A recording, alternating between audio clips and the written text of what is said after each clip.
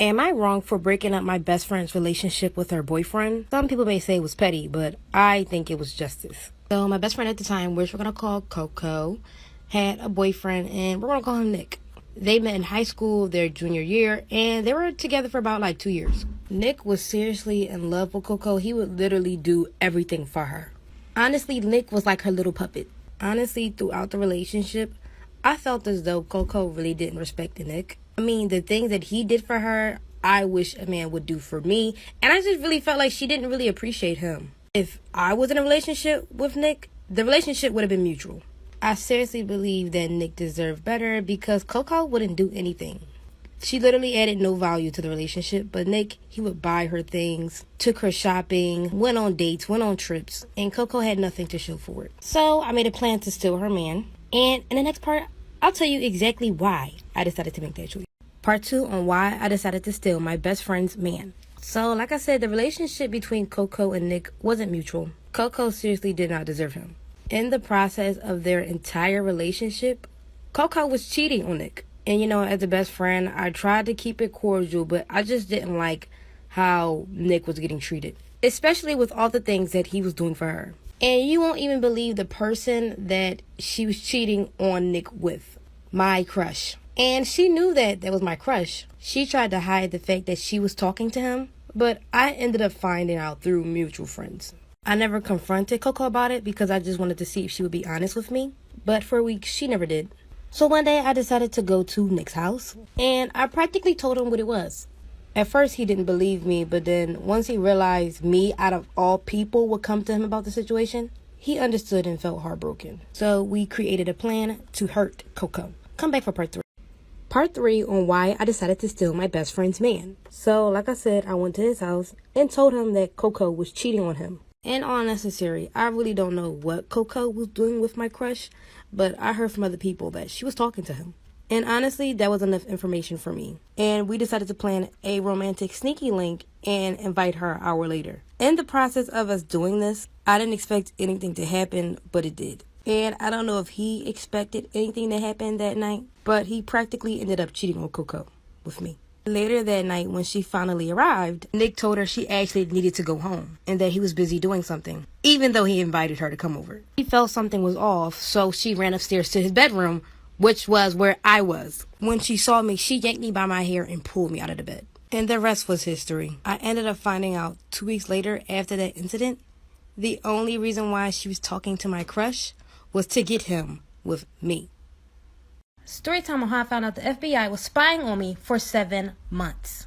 At the time this was going on, I was a junior in high school. And in the mornings, I would walk to school because my school was only a couple blocks down. But I always noticed there was a gray minivan always going the same direction as me. So I always assumed that it was probably another kid from my school. And his or her parents was driving them to school. And one day I left home early because I wanted to get food from the store. So I went to a corner store, and when I came out, that same minivan was parked outside of the store. And then I was like, okay. Thought that was weird, but I walked back to school. But I didn't go the normal way that I usually go. I took a different shortcut that day because I didn't want to be late for school. And halfway there, that same minivan pops up again. And it went the opposite direction of me because it was a one-way street. By the time I got to school, the minivan was parked on the side of my school. I, of course, ran inside the building, and halfway through class, I forgot about the whole situation. Running out of time, I'll post part 2 right after this. Part 2 on how I found out the FBI was watching me for 7 months straight. For the first 3 to 4 months, a minivan was watching me, and when I started to catch on, they stopped showing up. But what got weird is when I got to school, every day my friends would just ask me weird questions about what I was doing, where I was going. And it was weird because I felt like I was being interrogated. After a couple months passed down, still being questioned, and I get called down to the principal's office. And I'm scared because I'm like, am I in trouble? What did I do? When I walk in, there's detectives sitting down. They then sat me down, started asking me questions. They laid out a bunch of pictures of me. And this is kind of how I found out they was watching me for so long. They asked me if my name was my real name, am I the age of my birth certificate, asked me if I was an immigrant, and I was so confused. And come to find out, they thought I was a mass murderer. As in, they thought that I was the guy that was abducting women. When I told them, this wasn't me. I didn't do this stuff, man. They did some background checks. They got my family involved. My parents even wanted to sue because they didn't even know this was going on. Because at the time, I was a minor and I was getting questioned.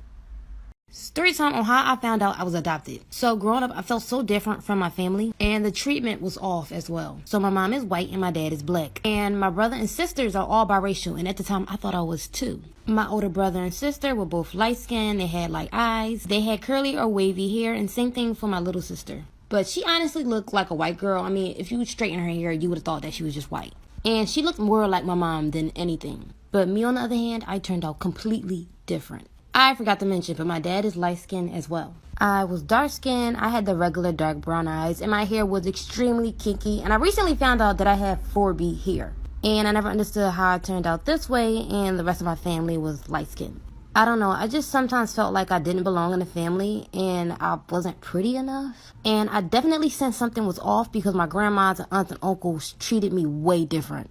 And I could tell I wasn't their favorite. Sorry I went on a rant, but if you want to know how I found out, come back for part 2. This is part 2 on how I found out I was adopted. So, like I said earlier, I look completely different from my family. Mom's white, dad is black. Anyway, so the day I found out. So, one time in class, we were doing Punnett squares. And at the time, I was in 8th grade. We did Punnett squares with our parents, height, hair, skin, eyes, everything. But my Punnett squares weren't adding up. Like, I didn't get the traits that I'm supposed to have. So, that day after school, I showed my mom the Punnett squares. And my mom said that they weren't accurate and that the Punnett squares aren't a real thing. So I just went on with life again, just thinking that it was fake and that the Punnett square theory was wrong. Then a week later, I went back to school and showed my friends, and I told them, and they said that the Punnett squares were accurate. Then one of them laughed and said, "You must be adopted or something."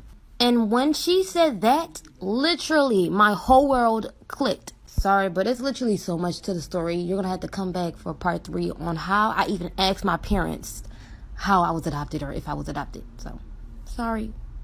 This is part 3 on how I found out I was adopted. So one of my friends said that I must be adopted, and like for a whole month, it was just sitting on me to ask my parents if I was. I was kind of scared because I didn't want to believe that I was actually adopted, but everything was starting to add up from how I looked to how my family treated me. And it's always just been so weird. So one night we were having like a family movie night, and I started crying in the middle of the movie. My dad had paused the movie and asked what was wrong, and I finally asked what's been bothering me. Am I adopted? And my mom looked over to me, and from that look, I could just tell. A couple days later, my parents sat me down and talked about it, told me I was from Kenya, told me about my real mom, and just things that I wish I should have known sooner. Because most of my life, I was questioning my existence. But now I'm 43 years old. I was able to find 2 sisters I had that were both older than me, and they were also adopted. But I never got to meet my real mom because she passed away before I could meet her. But I'm glad to have met the sisters that I have.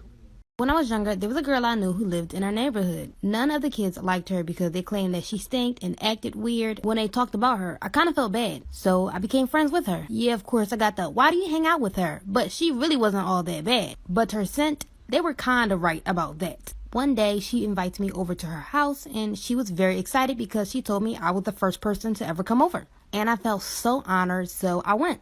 But when I went into her house, it smelled very bad, almost nauseating, but I didn't say anything because I didn't want to be rude. She had a lot of uncles that lived with her family. Honestly, it was like 4 to 5 families in one house, to be honest. But she first introduced me to her stepmom. I said hi to her, but she just stared at me in disgust. Then we went to her room to play. As it got later, I told her I needed to go home. But she begged me to stay longer because she was scared. I told her I'd come tomorrow, and she just starts crying. She runs into her bed and falls into her sheets, which lifted her skirt. There were bruises all over her thighs. Let me know if y'all want a part 2. Part 2 about the girl I knew who lived in my neighborhood. So it's late and it's time for me to go home. She said she was scared and starts crying. Then she runs into her bed and flops into her sheets. Her skirt lifted and there were bruises all around her thighs. I ask her, what happened? She looks down and quickly pulls her skirt over her bruises. I ask, did someone do that to you? And she says she can't tell me. I ask why. She responds, if I do, they're going to hurt me. So I ran downstairs to her stepmom and told her what I saw. She sits and laughs in my face. I was so confused and asked her, are you gonna help her?